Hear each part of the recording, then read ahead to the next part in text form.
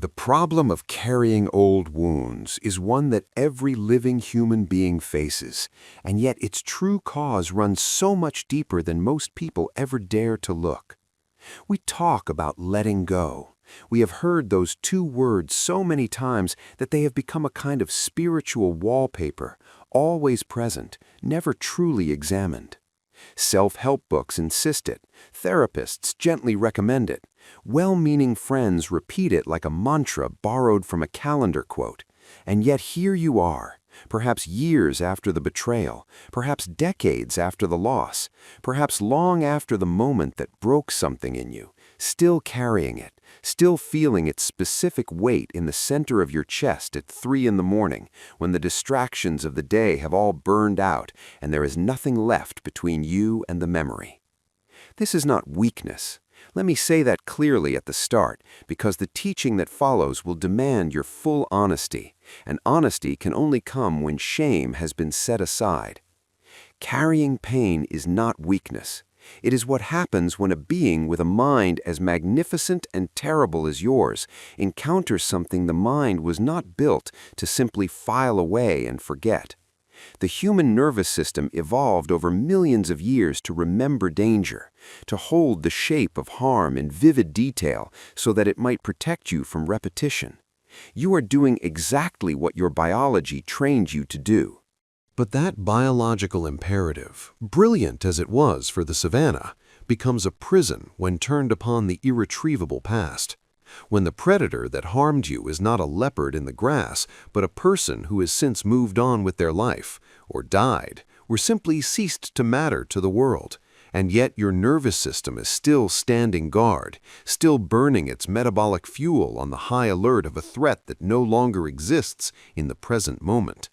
You are spending the life you have left on protecting yourself from a life that is already over. That gap between the past that is gone and the present that is happening without you is precisely what the Buddha identified 26 centuries ago as the root architecture of human suffering. Not just sadness, not just grief, but the specific, compounding, self-amplifying structure of dukkha, the suffering that arises when a mind clings to what cannot be held, when a self wraps its identity around what has already dissolved. Today, we will go deep into that architecture. We will follow the thread of the Dhamma, not as a comfort, not as a sedative, but as a surgical instrument. We will look at what the Pali Canon actually says about this, not what the comfortable version of Buddhism says.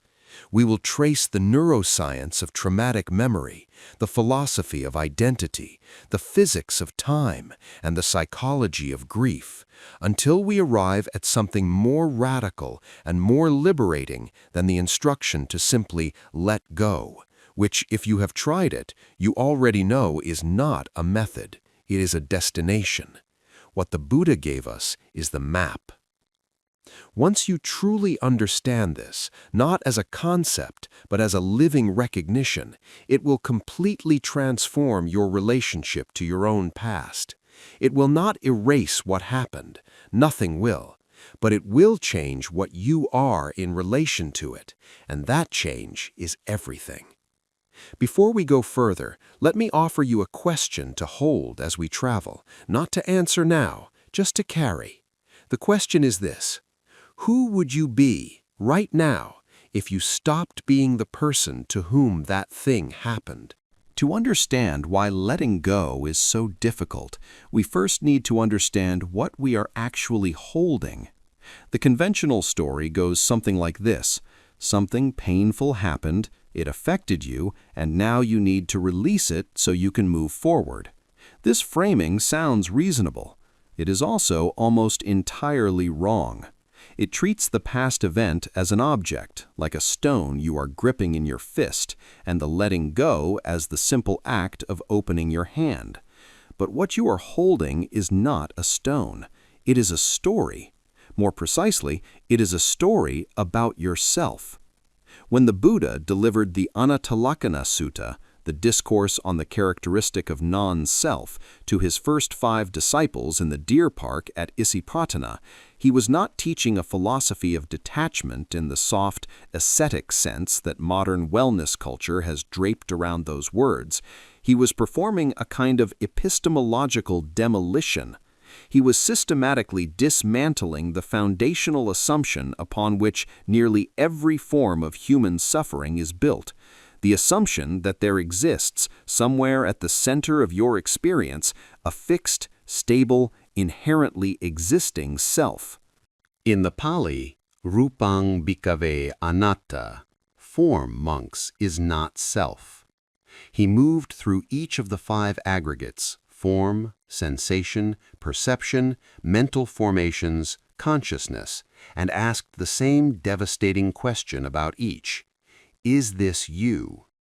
If this were you, truly and essentially you, could it be subject to affliction? Could it change without your consent? Could it become other than you wish it to be? And the answer, of course, is that all 5 aggregates change constantly, without permission, without regard for what you prefer. Which means that the self you believe yourself to be, the one who was wronged, the one who lost, the one who carries that particular sorrow, is not a fixed object of the universe. It is a process, a dynamic, moment-to-moment construction assembled from memory, habit, sensation, and the stories we tell about all 3. This is not nihilism. The Buddha was not saying that you do not exist, or that your pain is not real, or that what happened to you does not matter. He was saying something far more precise and far more useful. The entity that is suffering is not as solid as it appears. It is not the bedrock of the universe. It is a flame, real, luminous, capable of warmth and of burning, but a flame nonetheless, which means it is not identical from moment to moment, and which means its nature can change. The wound you carry, then, is not stored in the past. The past, by definition, no longer exists. What you are carrying is a present-moment mental formation, a living, breathing, metabolically active construction that your mind rebuilds, reinstalls, and re-experiences right now, in this moment, as though the past were still occurring. Neuroscience calls this reconsolidation. The Buddha, with characteristic precision, called it Sankhara, volitional formations, the habitual mental structures that perpetuate suffering, not because they are forced upon us from outside, but because at some level below conscious choice, we keep building them. Here is where the teaching becomes genuinely uncomfortable, because it means that holding on, while it feels like something being done to you, is, in some fundamental sense, also something you are doing, not out of weakness, not out of foolishness, but because the wound has become, over time, part of the architecture of the self you experience yourself to be. To let go of the wound would feel to that self like a kind of death. And in a very real sense, it would be. This next part is critically important, because here is where most teachings about grief and healing make their most consequential error. They tell you that healing means the pain stops. They tell you that forgiveness means the other person is absolved. They tell you that letting go means what happened did not matter or does not matter anymore. These are not just wrong, they are actively harmful because they ask you to betray the part of yourself that knew with perfect clarity that something real was lost. And when you cannot manage to not care, when the pain returns, as it always does in waves, you conclude that you have failed, that you are damaged, that letting go is something others can do, but not you. The Buddha's teaching is not that. Let us go there now. What clinging actually is. The Pali word is Upadana. It is usually translated as clinging or attachment, but neither translation fully captures what the Buddha meant. The word's root, upa, adana, contains the sense of fuel, of taking up something that feeds a fire. Upadana is not merely holding something, it is feeding something.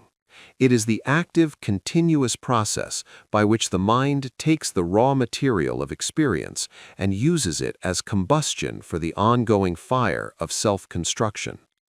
In the chain of dependent origin, Paticca Samuppada, the Buddha's masterwork of causal analysis delivered in the Nidana Samyutta of the Samyutta Nikaya, Upadana appears as the ninth link. It arises from tanha, craving, which itself arises from vedana, feeling tone, which arises from contact with the world. The sequence is not accidental. The Buddha placed Upadana precisely where he did because he understood something that cognitive neuroscience would not confirm for another 2.5 millennia, that what we experience as pain we cannot release is not a passive state, but an active process. The mind does not merely remember, it reaches, it reconstructs, it reestablishes contact with the very source of its suffering, because the alternative, the cessation of that reaching, feels from inside the burning like annihilation. Consider what happens in the brain when a traumatic or deeply sorrowful memory is activated. The amygdala, that ancient almond-shaped sentinel at the heart of the limbic system, fires as though the event were happening now. Cortisol and adrenaline flood the bloodstream. The prefrontal cortex, responsible for the rational assessment of time and context, partially goes offline. The body enters a physiological state that is, in measurable terms, indistinguishable from the original moment of harm. This is not metaphor. This is the biology of grief. You are not merely thinking about the past. You are, neurologically speaking, partially inside it. And here, the Buddha's analysis becomes something extraordinary. He did not say, stop this process. He said, understand this process. Because it is only in understanding it, in seeing clearly what is actually happening, that the compulsive reenactment begins to lose its grip. In the Satipatthana Sutta, the discourse on the foundations of mindfulness from the Majjhima Nikaya, he prescribed a practice of bare, clear attention to mental phenomena as they arise, not suppression, not indulgence, but precise, unflinching awareness of the construction in progress. The practitioner is instructed to observe a mental formation, a painful thought, a surge of grief, a wave of rage, and to recognize it for what it is, an arising, existing, and passing phenomenon. Not you, not permanent, not the bedrock of reality, a weather pattern in consciousness, impressive in its intensity, certain in its eventual dissolution. Wait, have you ever experienced this? A moment, perhaps in meditation, or perhaps simply in a moment of unexpected stillness, when a grief that had felt permanent suddenly seemed, for just an instant, like something happening in you rather than something that was you? When the distance opened up, just briefly, between the observer and the observed. That distance, that hairline crack between the experiencer and the experience, is precisely what the Buddha was cultivating. That crack is where freedom enters. The paradox of suppression. Western culture, and increasingly the globalized wellness industry it has exported, has produced two dominant but contradictory strategies for dealing with past pain. The first is suppression. Don't think about it, stay busy, don't go there. The second is expression. Talk about it, write about it, give it language, and thereby give it shape, and thereby give it, somehow, an exit. Neither strategy, the Buddha would note, addresses the root, and neuroscience increasingly agrees. Research from Harvard Medical School and the work of Bessel van der Kolk on trauma storage in the body demonstrates that suppression does not eliminate the pain. It drives it deeper, below the threshold of conscious awareness, where it continues to exert influence on mood, behavior, perception, and physiological health, while becoming simultaneously less accessible to conscious examination. The organism is burdened with a wound it is no longer allowed to look at. This is not healing. This is the wound in the basement. Pure expression, meanwhile, can become what the psychological literature terms rumination, the compulsive rehearsal of the painful narrative. Each retelling, rather than releasing the charge, can reconsolidate it, embedding the memory deeper in the neural architecture and reinforcing the identity structure built around it. You are not emptying the vessel by pouring it out. Sometimes you are just filling it again.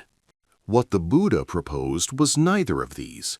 He proposed something that has no easy equivalent in Western therapeutic tradition, though it finds echoes in the most sophisticated contemporary approaches to trauma: the practice of complete, non-reactive, non-judgmental presence with the arising of pain.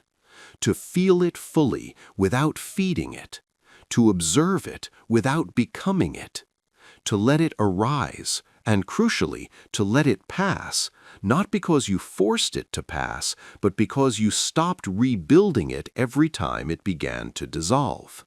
This is the art of what Thich Nhat Hanh, drawing on the Satipatthana tradition, called holding the suffering like a mother holds a crying infant. Not rejecting the pain, not being consumed by it, holding it with awareness that is larger than what it holds. The case of Angulimala and what it tells us about the self that was harmed. The Angulimala Sutta from the Majjhima Nikaya tells one of the most psychologically sophisticated stories in the entire Pali Canon, and it is almost never interpreted in the way that makes it most useful. Angulimala was, by the time the story begins, a serial killer. He wore a garland of finger bones cut from his victims. He had taken 999 lives. He was, in every conventional moral and psychological assessment, irredeemable. The villagers fled at the mention of his name. Kings sent armies to hunt him. And the Buddha walked toward him, alone. The encounter that follows is remarkable not primarily because Angulimala stopped and eventually attained awakening, though that is remarkable enough. What is remarkable is the precise nature of the transformation that the Buddha's teaching enabled. Angulimala did not stop being the person who had done what he had done. He could not unring those bells, untake those lives, unbreak those worlds. The karma was real. The consequences were real. He continued to be stoned in the streets even as a monk, and the Buddha's response to his suffering was not to say that the stones did not hurt, but to tell him, "Bear it, Brahman, bear it. You are experiencing here and now the result of deeds for which you might have been tortured in hell for many years." The past was real. Its effects were real. What changed was not the past. What changed was Angulimala's relationship to what he was. He ceased to be the fixed entity defined by his worst actions, not because those actions were erased, but because he understood, through the practice, that the being who had performed them was not an eternal, unchangeable essence, but a process, one that had been, and could now be, different. This case study has profound implications for the person carrying pain from what was done to them, not what they did, because the mechanism is the same, running in reverse. The person who was harmed has frequently, over time, built an identity architecture around the wound. I am the one who was left. I am the one who was betrayed. I am the one whose childhood was taken. And within that identity, the event is not merely a memory, it is a founding myth. It is the genesis of the self that currently exists. To let it go feels like self-erasure because in a very real sense, it requires the death of the self that the wound created. This is what makes the Buddhist teaching on anatta not an abstract metaphysical proposition, but a living medicine. Because if there is no fixed, essential self that the wound has permanently defined, if the self is a process, not a monument, then the wound is not your identity. It is something that happened to a configuration of causes and conditions that was, for a time, called you. And that configuration, like all things in nature, is subject to change. This next part is critically important. The implication is not that you should not have been harmed, or that the harm was acceptable, or that the person who caused it bears no moral weight. The Dhamma is not a doctrine of moral indifference. The Buddha was not postmodern.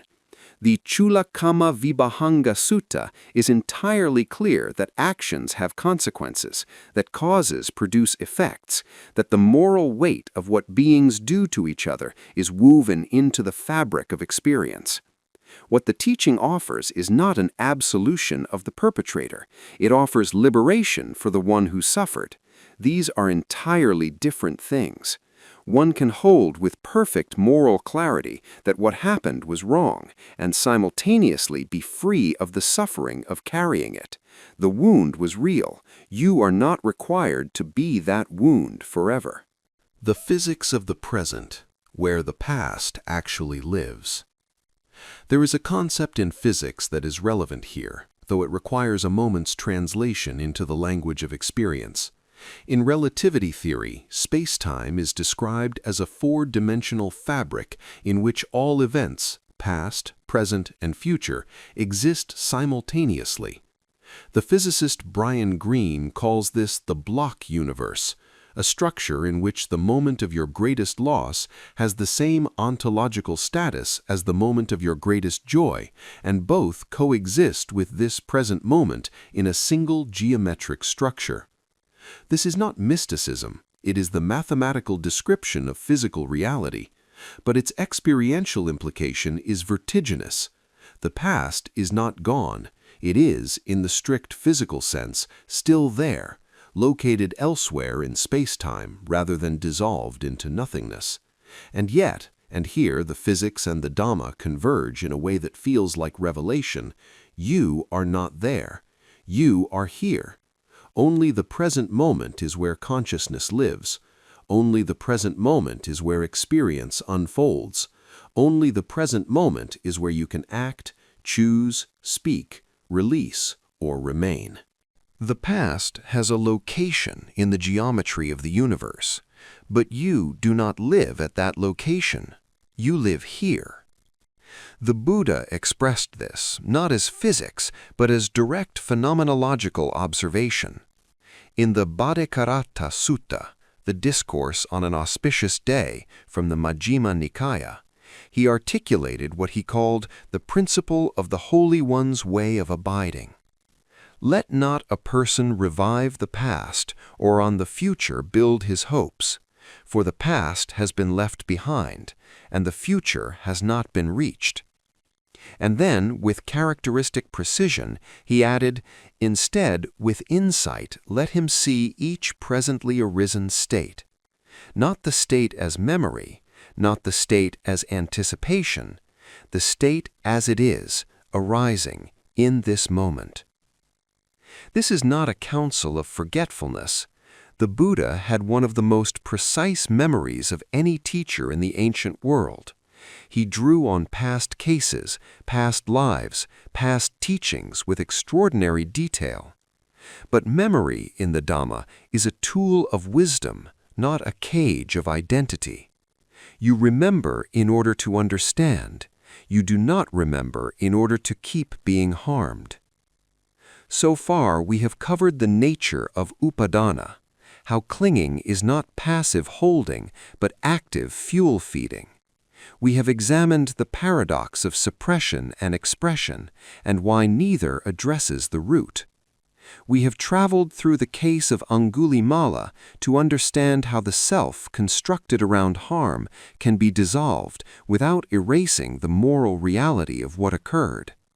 And we have arrived at the physics of the present moment, the only location where liberation is actually available. Now, let us go deeper. The mechanism of release is not a Dhamma teaching. It is a destination described without a map. The actual Dhamma teaching about the mechanism of release is contained in a concept so simple and so radical that it tends to be either dismissed as too obvious or misunderstood as too passive: the practice of seeing arising and passing. In the Dhammacakkappavattana Sutta, the very first discourse the Buddha delivered after his enlightenment to those same 5 disciples at the deer park, he described the 4 noble truths not as propositions to be believed, but as tasks to be performed. The first truth, dukkha, is to be fully known, not avoided, not minimized, not spiritually bypassed, but comprehended completely.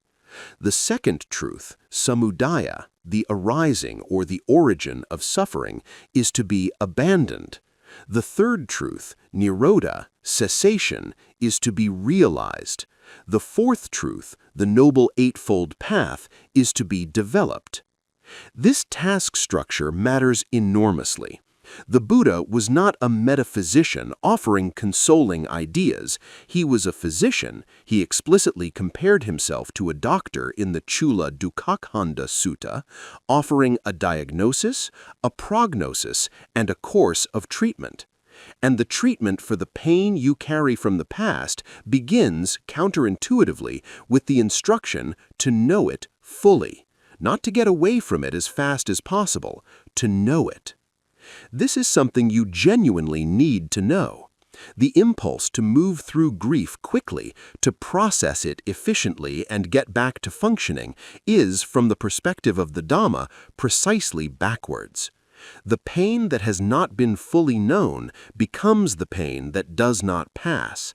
The suffering you have not truly sat with, witnessed, felt, examined with the clear eye of awareness rather than the contracted eye of avoidance, is the suffering that reconsolidates, that installs itself in the basement, that continues to run its maintenance processes in the background of your consciousness, draining energy, skewing perception, and periodically reasserting itself in contexts that feel inexplicable until you trace them back to their source.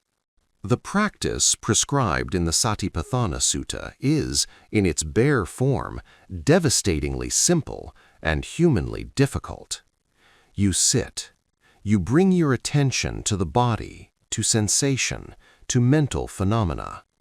When the pain arises, and it will arise reliably because the mind naturally moves toward what is unresolved, you do not run from it, and you do not fuse with it. You see it. You say, silently, in the language of awareness, "This is grief. This is loss. This is the sensation of abandonment in the chest, which feels like this, which has this quality, which is arising now." And you watch it. And you keep watching it, without feeding it with narrative, without the story of who did it and why it was wrong and what you should have done. Just the bare experience, held in the light of consciousness without being amplified by the commentary. And something begins to happen that most people who have not tried this would not predict. The pain begins to move. Not to diminish, not at first, perhaps not for a long time, but it begins to be experienced as a phenomenon in awareness rather than the totality of awareness. And once that shift occurs, once the pain is observed rather than simply being, the fundamental nature of all conditioned phenomena begins to assert itself. It changes. It rises and falls in intensity. It has texture and pulse. It is not, as it seemed from inside it, a single monolithic block of permanent suffering. It is a river, and rivers, by their nature, flow. The word forgiveness does not appear in the Pali Canon in the form in which Western religious tradition tends to understand it. There is no Pali equivalent to the Christian concept of forgiveness as a moral transaction in which debt is canceled and the debtor absolved. This is not an accident or a gap in the teaching. It reflects a fundamentally different understanding of what is actually happening in the mind of the person who has been harmed.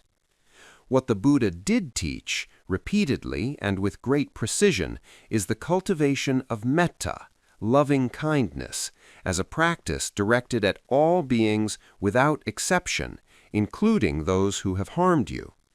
The Metta Sutta, from the Sutta Nipata, describes this as the radiation of goodwill, as a mother would protect her only child with her own life. The Karaniya Metta Sutta extends this explicitly to enemies.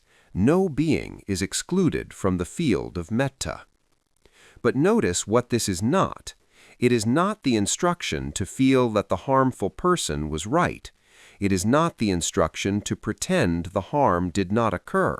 It is not even the instruction to like them, trust them, or welcome them back into your life. Metta is not a transaction with the person who hurt you. It is a transformation of the quality of your own mind. It is the recognition, grounded in the Dhamma understanding of causality, that the being who harmed you was also, at the moment of harming, acting from their own constellation of Upadana, Tanha, and Avijja, ignorance. They were not, in the Buddhist analysis, a fully free agent exercising pure evil will. They were a being driven by formations they did not understand, performing actions whose consequences would return to them in ways the Dhamma calls kama. This understanding does not require you to feel warm toward them. It requires you, gradually, to stop treating their actions as the load-bearing wall of your identity. It requires the recognition that your ongoing suffering is not justice. The person who harmed you is not being punished by your grief. They are, in most cases, living their life with no particular awareness of the fire they left burning in you. Your suffering is your suffering. And the Buddhist compassion, not the soft, decorative compassion of inspirational posters, but the hard, precise compassion of a doctor who tells you the truth, is precisely that. You do not have to keep burning. Hold on, there is one more thing that matters here, and it is perhaps the most counterintuitive point of this entire teaching. The practice of metta toward those who have harmed you is not primarily an act of charity toward them. It is surgery on yourself. Because the sustained maintenance of resentment and hatred requires enormous metabolic resources. Neuroscience has confirmed what the Buddha observed through phenomenology. Chronic anger and resentment maintain the sympathetic nervous system in a state of persistent low-grade activation, elevating cortisol, suppressing immune function, and, here the science becomes almost poetic in its precision, literally shrinking the volume of the hippocampus, the brain structure most responsible for integrating memory into context and thereby making the past available as wisdom rather than torture. Resentment is not a sword you hold over someone else. It is a coal you carry in your own hands. The Buddha, in the Kakakupama Sutta, the simile of the saw, described the practice of non-retaliation not as weakness, but as the hardest and most courageous form of mind training available to a human being. Even, he said, if bandits were to cut you with a saw, limb by limb, the one who arose hatred in his mind toward them would not be carrying out my teaching. This is not passivity, it is not moral indifference. It is the recognition that the mind that remains uncorrupted by hatred in the face of harm has achieved something that the person causing the harm has not and cannot: freedom. Grief, impermanence, and the strange mercy of Anicca.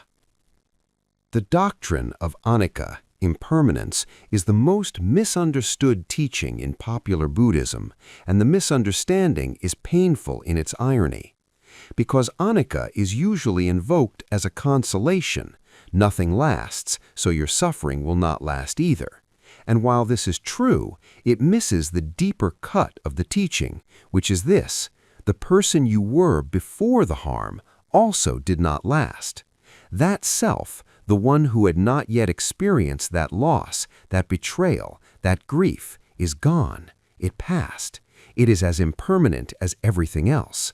And the desperate, exhausting work of carrying the wound is in part an attempt to go back to that earlier self by remaining in the moment just before it was broken, as though if you maintain the pain long enough, the pre-pain self will somehow be proven to still exist, as though releasing the grief means releasing the last thread connecting you to who you were. This is why grief is so entangled with love. The Mahaparinibbana Sutta, the discourse on the Great Passing, describes the Buddha's own death and the grief of his followers in startling detail. Ananda, his closest attendant, who had walked with him for decades and heard every teaching and witnessed every encounter, wept, visibly, audibly wept. And the Buddha had told him years before in the teaching on the 8 causes of earthquakes in the Mahaparinibbana, that all things that arise must pass. Ananda knew this. He had heard it from the source, in the original language. He wept anyway. This is not presented in the sutta as a failure. It is presented as what it is, the natural response of a loving being to the loss of what it loves. Grief is not the enemy. Grief is not what we are trying to eliminate. What we are trying to understand is the difference between the pure experience of loss, which is real, which is appropriate, which honors what was loved, and the constructed narrative of permanent harm to a permanent self, which is neither real, nor appropriate, nor honoring, but which hijacks the genuine grief and transforms it into a machinery of compulsive suffering. The Milinda Panha, which, while technically a post-canonical text, reflects genuine early Buddhist philosophical tradition, uses a beautiful image. The flame of a lamp at midnight is not the same flame that burned at evening, and yet there is a continuity, a lineage of fire connecting them. The you who grieves today is not the you who was harmed. It is the continuation of that being, related, descended, carrying something of that history, but not identical. You have moved, the universe has moved. The stars overhead are not the same stars that witnessed the harm, because the galaxy is spinning and even the sky is different now. This is something you genuinely need to sit with, not as consolation, as fact. The world that contained your loss is no longer the world you inhabit. You are living in the future of your wound, a future that would not exist without the wound, which is nonetheless not the wound. You are the continuation, and continuation in the Dhamma is not a burden, it is the condition of practice. The dimensions of this wound. Psychological dimension. Contemporary psychology has developed several frameworks that, without intending to, are in profound conversation with the Buddha's analysis of Upadana and the constructed self. Attachment theory, originated by John Bowlby and extended by researchers including Mary Main and Daniel Siegel, describes how early relational experiences create what are called internal working models, templates for how the self, others, and relationships function, installed in the developing nervous system before language, before conscious memory, before the child has any tools to question or revise them. When these templates are formed in conditions of harm, loss, or inconsistent care, the wound is not merely remembered, it becomes the architecture through which new experience is interpreted. Every subsequent relationship is, to some degree, filtered through the template created by the first ones. This is Upadana operating at developmental depth. And the Buddha's prescribed medicine, their attention to arising mental phenomena, is, in effect, a practice of making the unconscious conscious, of seeing the template from outside rather than through it. Modern neuroscience, through the work of researchers like Daniel Kahneman and Antonio Damasio, confirms that the vast majority of human cognition occurs below the threshold of conscious awareness. We do not perceive reality and then form reactions. We form reactions, instantaneous, unconscious, template-driven, and then construct the perception to justify them. The practice of mindfulness, as described in the Satipatthana tradition, is, in neurological terms, the cultivation of a capacity to observe this process, rather than be entirely governed by it. To insert the hair's breadth of awareness between stimulus and response, in which, as Viktor Frankl, who survived Auschwitz by studying the one freedom that could not be taken, observed, lies the entirety of human freedom. Scientific dimension. The neuroscience of memory reconsolidation offers perhaps the most precise scientific description of what the Buddha was targeting with his practice instructions. When a memory is retrieved, when you think of the painful event, when something triggers it, it enters a labile, unstable state. In this state, it is not simply replayed, but briefly reopened to modification. It can be strengthened or weakened. It can be enriched with new contextual information or stripped of some of its emotional valence. This is what researchers Kareem Nader, Glenn Schaaf, and Joseph Ledoux first demonstrated in 2000, and what has since been confirmed and extended by dozens of subsequent studies. Memory is not a recording. It is a reconstruction, and every reconstruction is an opportunity for revision. The implications for therapeutic practice are enormous, and several researchers have begun making explicit the connection between reconsolidation science and mindfulness practice. When a practitioner, in meditation, brings a painful memory into awareness and holds it in a state of clear, non-reactive attention, not suppressing it, not amplifying it, but simply witnessing it, they are, in neurological terms, allowing the memory to enter the labile state without providing the emotional reinforcement that would reconsolidate it at full strength. Over time, the memory's capacity to trigger the full physiological response diminishes, not because the memory is lost, but because its emotional architecture has been quietly, persistently restructured. This is not the elimination of the past, it is the transformation of the past's relationship to the present, which is precisely what the Buddha described. Societal impact. There is a social dimension to carried wounds that deserves examination, because private suffering does not remain private. The person who has not processed their grief, who carries their history of harm as an unexamined weight, tends to reproduce the conditions of that harm in ways they do not intend and often do not recognize. Developmental psychology has documented with painful clarity the intergenerational transmission of trauma. The parent who was harmed, who never found the path through the wound, does not simply pass on genes to their children. They pass on a nervous system in persistent low-grade activation. They pass on a set of relational templates that their children will absorb before they have words for what they are absorbing. The wound travels. This has implications far beyond individual families.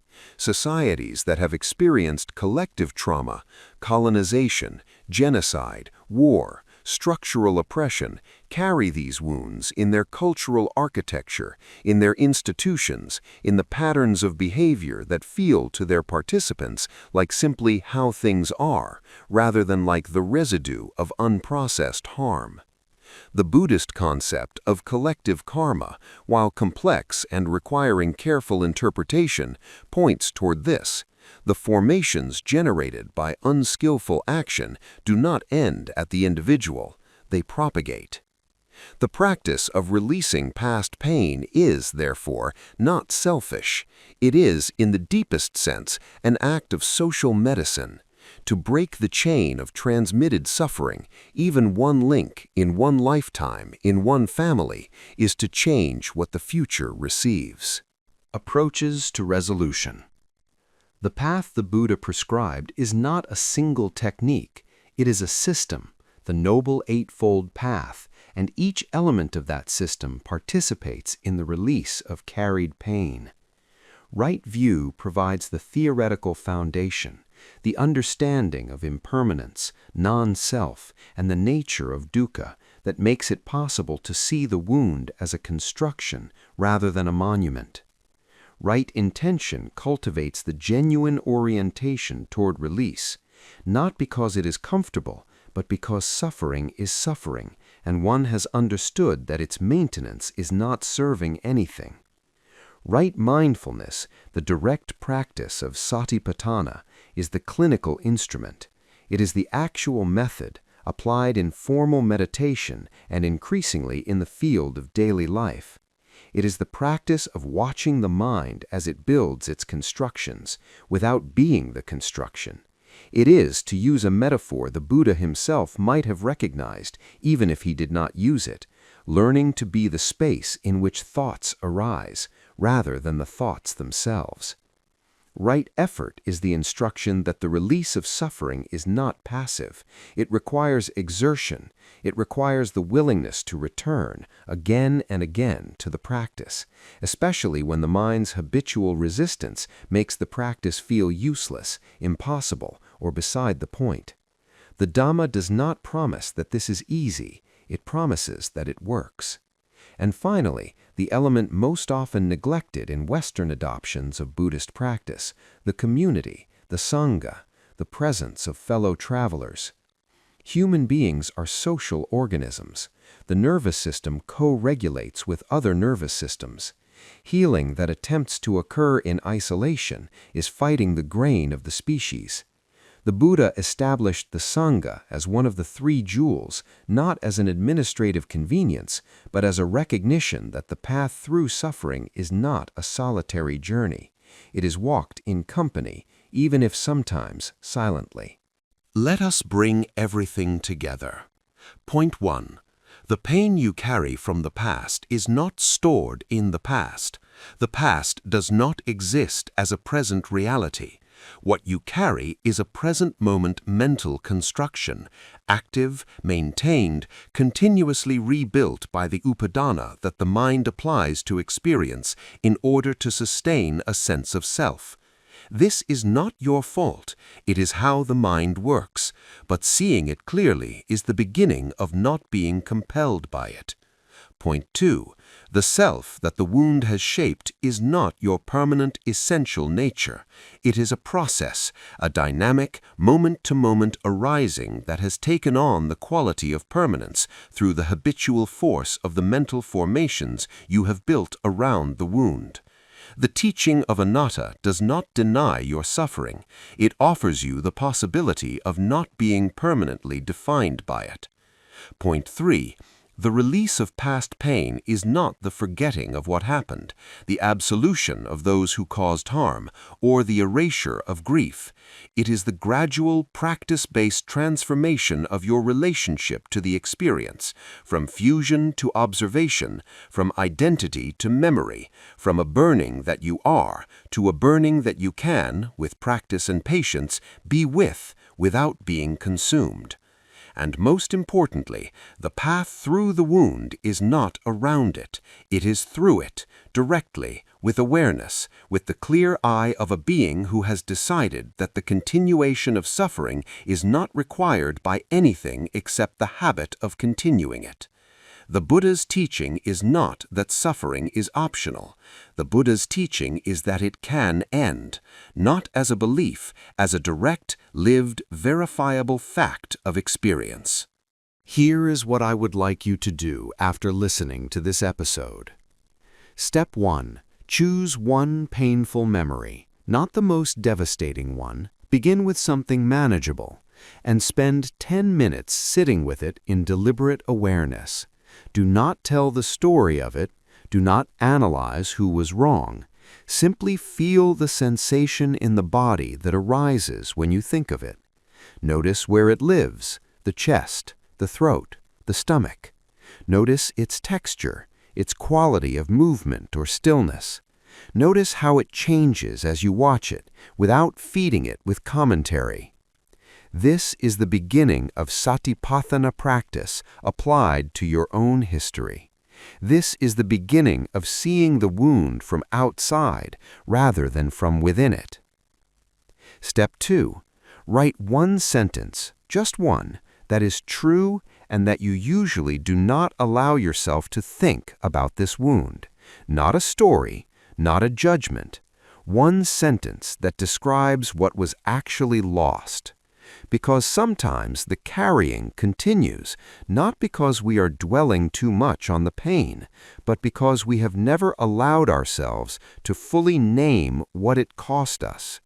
The Dhamma instruction to know dukkha fully means knowing it as it actually was, not as it has been softened by time, not as it has been inflated by narrative, but as it was, precisely and honestly.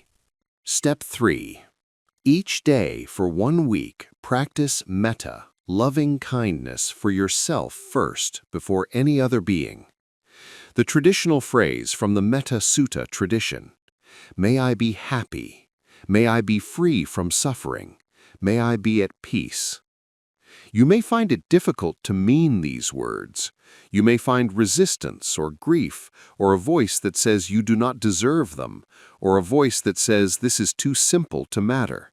Practice anyway. The mind responds to what it is repeatedly offered. Each repetition is a small reconsolidation, a tiny revision of the template. Begin where you are. Begin with the words, if nothing else. The meaning will follow. Start with whichever step feels most possible right now, but what matters most is that you begin, not from a place of hope that it will work, but from the simple recognition that staying where you are is also a choice, and that another choice is available. Tell us in the comments, which step will you try first? And if you have already walked some distance on this path, if you have already experienced that shift, that opening, that moment when the pain became something in you rather than something that was you, please share it, not as a testimony of completion, but as a light left burning for the ones still in the dark of it. Subscribe to continue traveling with us through the Dhamma. Next, we will go into the nature of regret. Not guilt, not shame, those are different countries, but regret, that specific ache of the road not taken, the word not said, the door closed before you knew it was closing. If this episode helped you think, helped you see something more clearly, let us know, and let us know what you most need us to go into next. There is a kind of light that can only be seen after you have stood a long time in the dark. Not because darkness is good, but because the eye, that extraordinary instrument that evolution spent 400 million years perfecting, requires the contrast, requires the adjustment, requires, in its biological patience, the slow dilation the darkness makes possible. You have been standing in the dark of your wound for what may be a very long time, and I want to offer you this, not as consolation, but as a precise and verifiable observation about the nature of things. The wound changed you. Of course it did. That is what wounds do. They cut through the existing structure and expose something that was not visible before. Sometimes what is exposed is raw and terrible, and sometimes, not always, not through any easy alchemy, not without work and without the willingness to truly look. What is exposed is something the wound revealed but did not create, a depth in you that the unbroken surface was perhaps concealing. The Buddha did not teach that suffering is a gift. He taught that suffering is a signal. That the very intensity of your pain is evidence of a mind vast enough to feel it.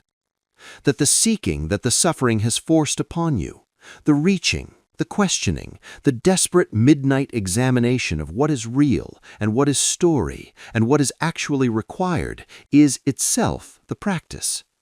You have been practicing this whole time. Even when it felt like drowning, you were practicing. The Pali word for liberation is vimutti. Its root means to release, to set free. But there is an older resonance in the word, a resonance of the moment when a bird, having been caged so long it has forgotten the feeling of open air, is placed at an open door and does not at first move. Not because it cannot fly, it has always been able to fly, but because the cage became the whole world, and the open sky is enormous, and stepping into enormity is the most frightening and the most necessary thing a living being can do. You have not been holding on because you are broken.